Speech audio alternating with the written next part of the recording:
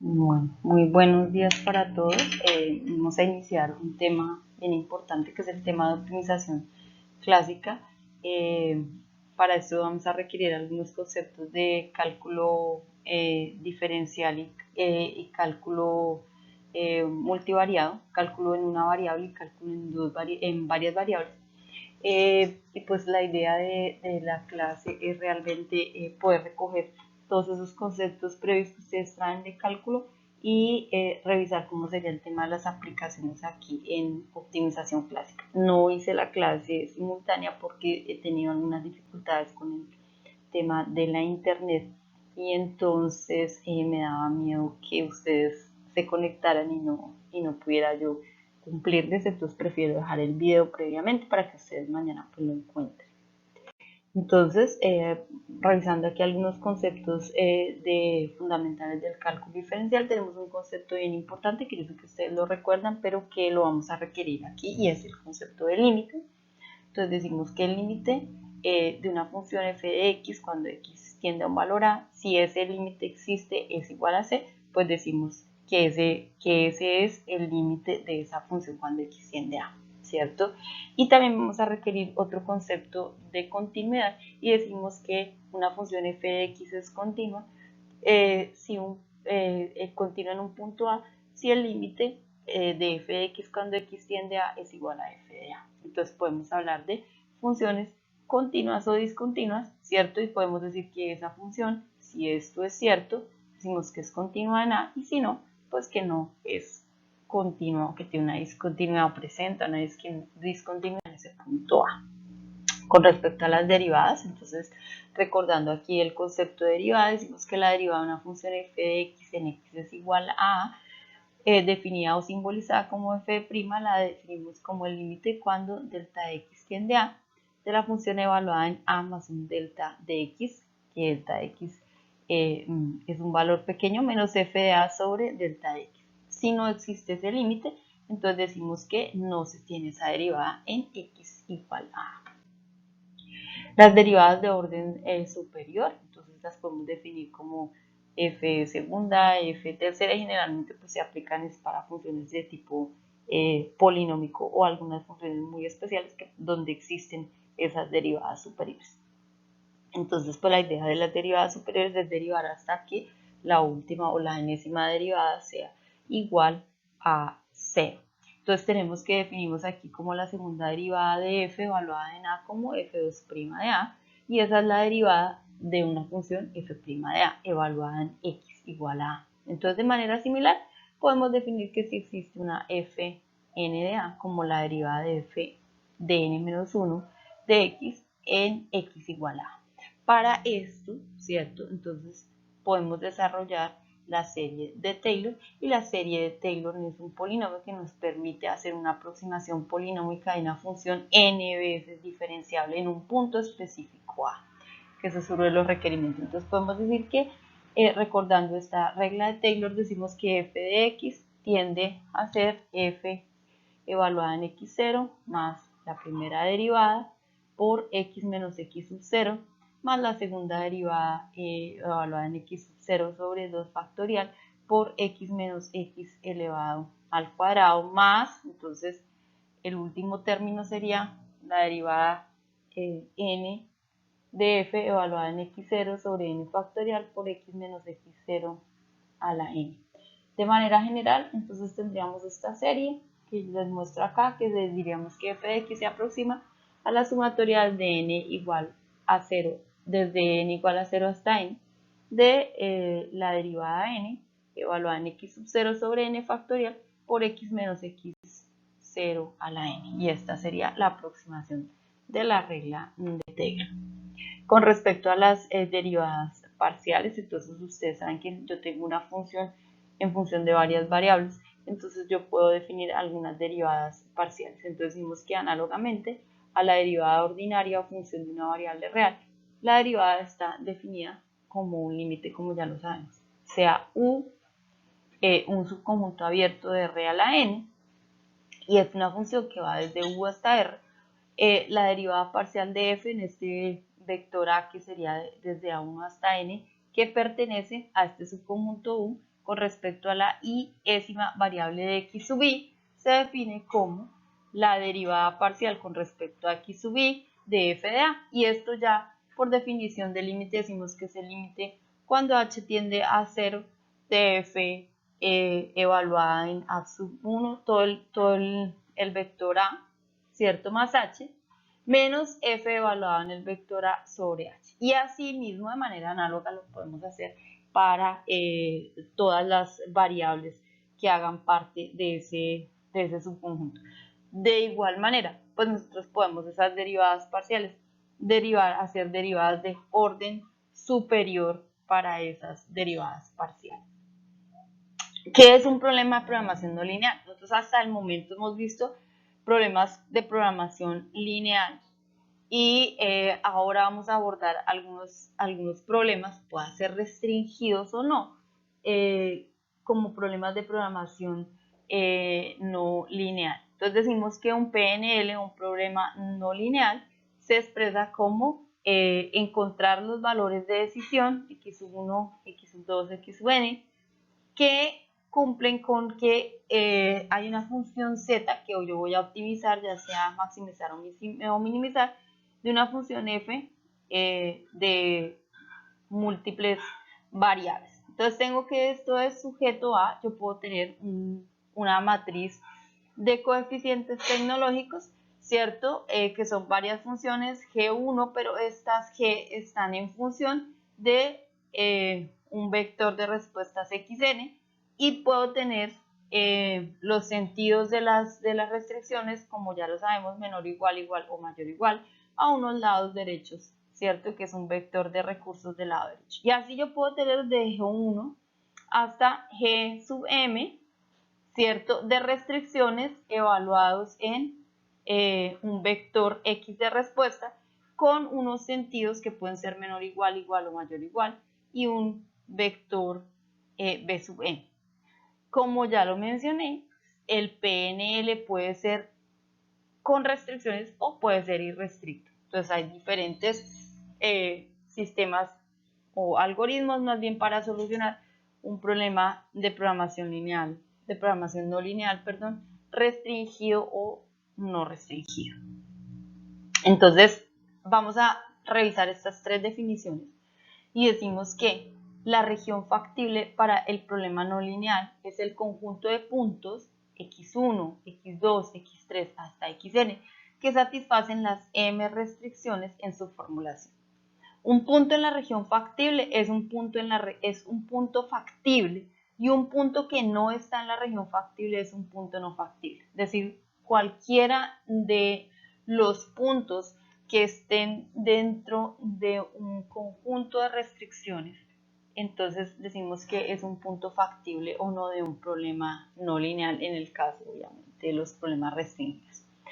La segunda definición nos dice que cualquier punto x barra en la región factible para un problema no lineal de maximización para el cual f evaluado en este punto de la región factible si es mayor o igual a cualquier f de x, entonces se cumple que para todos los puntos en la región factible este es una solución óptima, obviamente de maximización. Y la definición 3 nos dice que cualquier punto x barra en la región factible para un problema no lineal de minimización para el cual f evaluado en ese punto x barra sea menor o igual para cualquier f de x. Si se cumple para todos los puntos de x, entonces tengo un óptimo que obviamente estaría en ese punto x barra, que está conformado pues por un vector de respuestas de x1, x2 hasta xn. Revisemos, digamos, la estructura de un problema de optimización. Entonces tengo aquí una función objetivo que voy a optimizar, en este caso la voy a minimizar. F de x es igual a x1 al cubo menos 3x sub 1 más x sub 2 más 4. Entonces, para este problema, ahí tengo ya mi función objetivo y la tengo sujeta a dos tipos de restricciones. Tengo una restricción que en este caso va a llamar h1 de x, del vector x, que es igual a menos 2x1 más x2 menos 5 igual a 0. Esta es una restricción de igualdad. Y esta, que es una desigualdad que voy a llamar G1 de x, que es 5x1 más 2x2 menos 18 mayor o igual a x0. Entonces, en este caso, para este problema de optimización, tengo esta función objetivo con estas dos restricciones, una de igualdad y otra de mayor o igual. Graficando, esta h de x, sabemos que es una recta, ¿cierto? Y sabemos que es una región que forma un plano, ¿no? Entonces, es como la función, digamos, el espacio de solución estaría restringido en un plano que corta aquí esta ecuación de esta recta. Y aquí, pues tenemos una superficie, ¿no? Entonces, aquí digamos que tenemos la representación gráfica de esta situación. Entonces, tenemos en azul la función objetivo, una función de tipo de orden 3. Y tenemos aquí la recta que está formada por este perfil aquí morado que se ve y este otro como rosadito claro que sería el otro plano. Si yo reviso las curvas de superficie, esta sería la solución. El área amarilla que estamos observando aquí de estas curvas acá de nivel, esta área amarilla sería la función objetivo.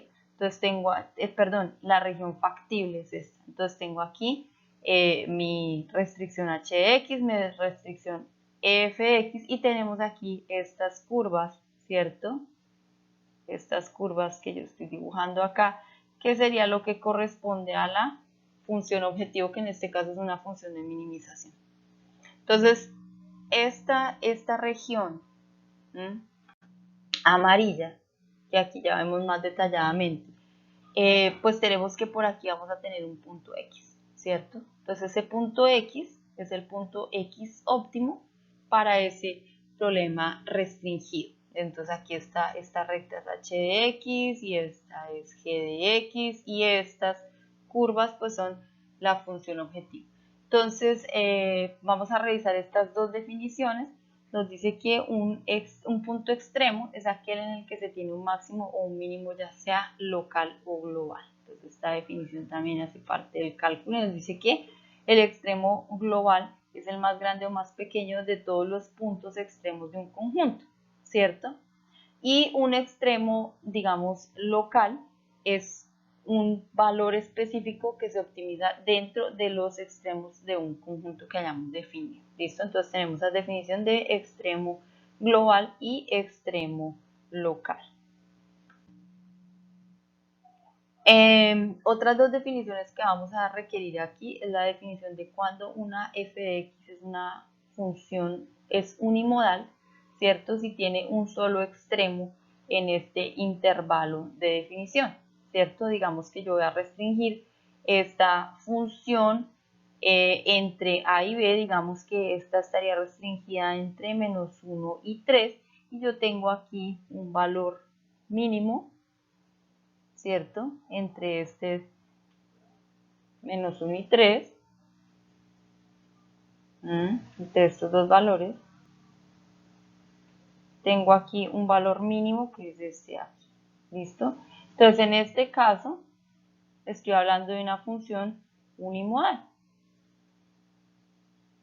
Entonces, tiene un solo extremo aquí en este intervalo, menos 1 y 3.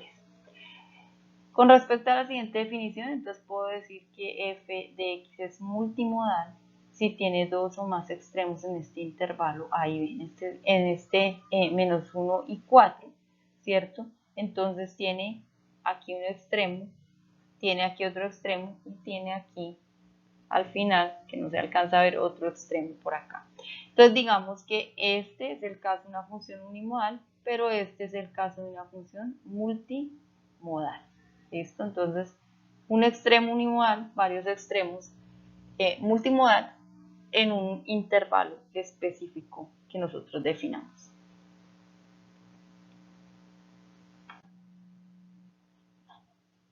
Revisemos otro concepto bien importante que vamos a requerir acá y es el concepto de cuando nosotros queremos maximizar una función o minimizar una función. Por ejemplo, en este caso tengo f de x igual a x al cuadrado más 2, que es esta gráfica verde que tengo aquí. Entonces, esto ya lo habíamos revisado antes con los problemas de programación lineal y habíamos dicho que esto es equivalente, o sea, el hecho de decir que yo voy a optimizar minimizando una f de x, ¿cierto? Que aquí encuentro este punto, y que eso es equivalente a menos, ¿cierto? Maximizar menos f de x. Entonces, miremos aquí que esta función menos f de x igual a menos x al cuadrado menos 2, que es el negativo de esta expresión que tengo acá, pues vemos que es el reflejo de esta otra función, ¿cierto? Entonces tengo aquí que para este, el punto mínimo, ¿cierto? Es 2, ¿cierto? Y para este, entonces, de manera análoga y como el reflejo, entonces tendríamos que el punto máximo sería menos 2. En ese caso, entonces, menos el máximo, ¿cierto? Sería menos 2.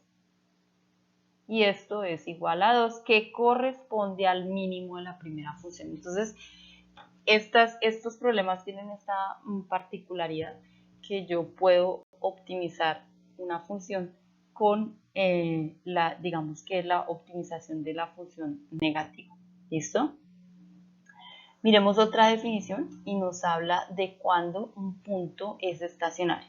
Entonces, un punto x, ¿cierto? De cualquier función f de x es estacionario si f' de x es igual a 0. Entonces, en estos puntos, por ejemplo, ¿cierto? Que estoy hablando aquí, esta pendiente es igual a 0, ¿cierto?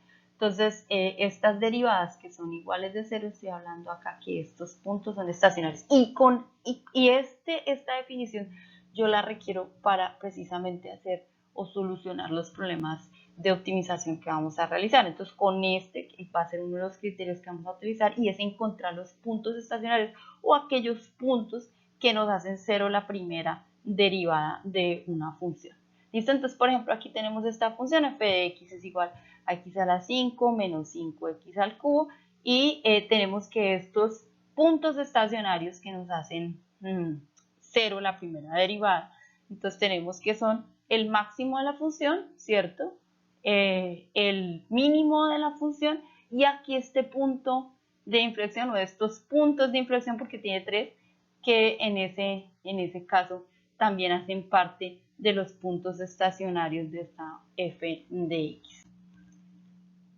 Revisemos aquí un problema, ¿cierto? Entonces, este problema que corresponde a al que vimos gráficamente con la región de optimización. Entonces, ¿cómo podríamos solucionar nosotros este problema? Por ahora utilizando la herramienta de Excel.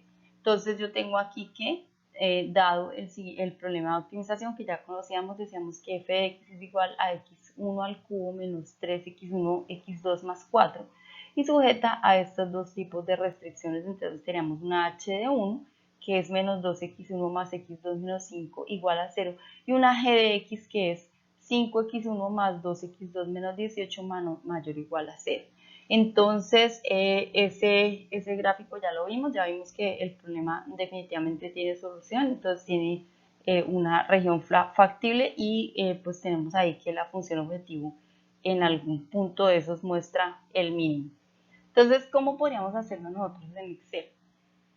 Entonces, en Excel yo puedo voy a definir aquí como estas dos celdas en blanco como los valores de x1 y x2 que quiero encontrar.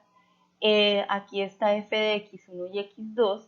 Aquí tengo las fórmulas como las tengo, entonces tengo que esta es x1 al cubo menos 3 por x1 por x2 más 4. Entonces miren ustedes aquí que aquí está el despliegue aquí mostrado de la fórmula en Excel. ¿cierto? Entonces lo que yo hago es meter ahí la función objetivo. B3 que corresponde a x1 al cubo menos 3 por B3 por B4 más 4 que corresponde a esta función objetivo. Y asimismo inserto las restricciones. Entonces tengo aquí que esta restricción menos 2 por B3 que es x1 más x2 que es C3 menos 5. Y esta otra que me dice que 5 por x1 por b3 más 2 por c3 menos 18. Entonces tengo aquí ya h1 y g1 y f de x1 y 2 definidos.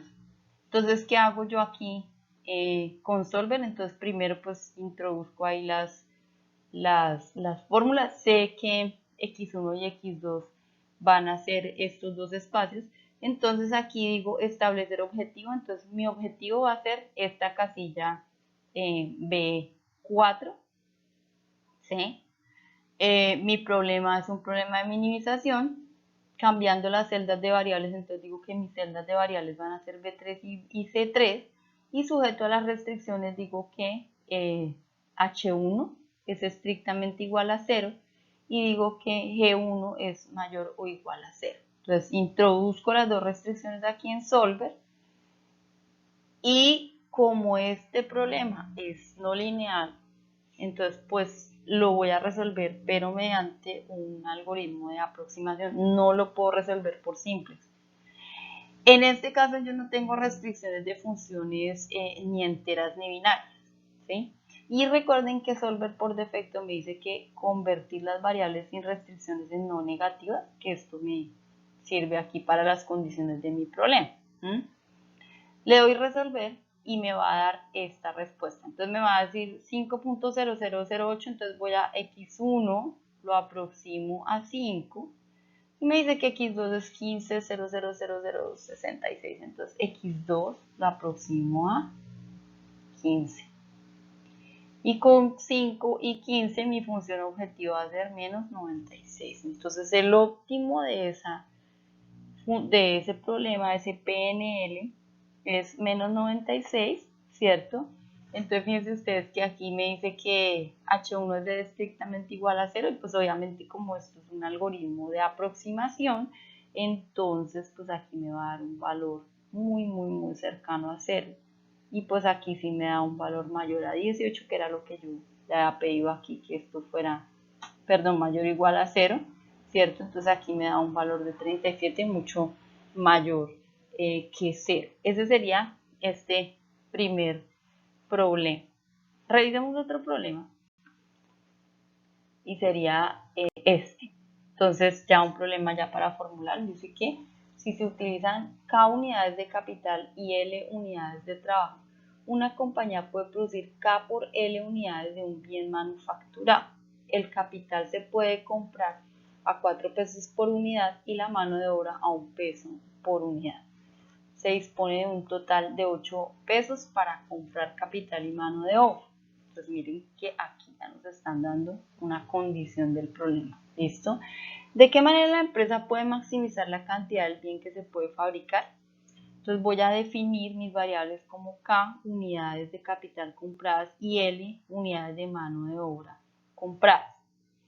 Tanto K como L deben satisfacer que por cada 4 pesos que vale el capital y L pesos de la mano de obra, esto debe ser estrictamente igual a 8.